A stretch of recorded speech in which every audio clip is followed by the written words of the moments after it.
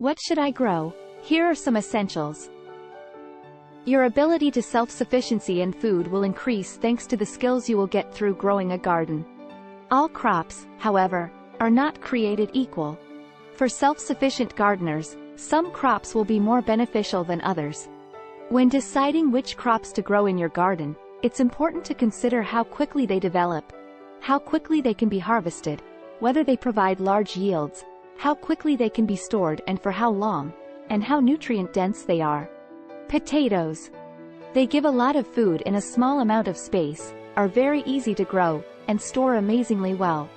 Potatoes can be cultivated by simply putting a small potato with a few eyes in a mound of dirt. Potatoes take 2 to 3 months to mature, depending on the variety. They can be successfully grown in bags and containers by several individuals, using up very little room. Seasonal squash. Pumpkins, acorn, butternut, and spaghetti squash are all types of winter squash. Unlike their summer squash counterparts, they are also quite productive. So even if they do take up a lot of room in the garden, they will produce almost as many pounds as the amount of area they occupy.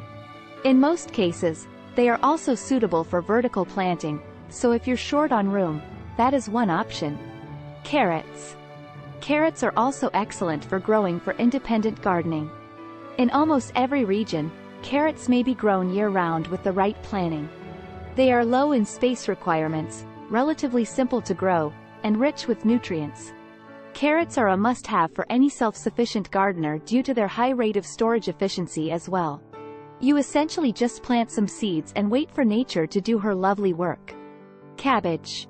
Cabbage is extremely easy to grow and extremely cold tolerant.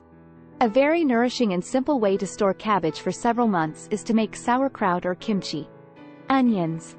Onions are really simple to grow, flavor many recipes, and keep very well, whether you grow them from sets or from seed.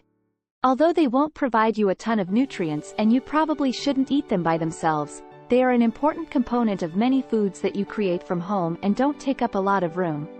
If you want to learn more about gardening or start your self-sufficient garden, now click on the link below the video. Please like and subscribe our channel for life-changing content and hit the like button. Thank you for watching. Have a wonderful day.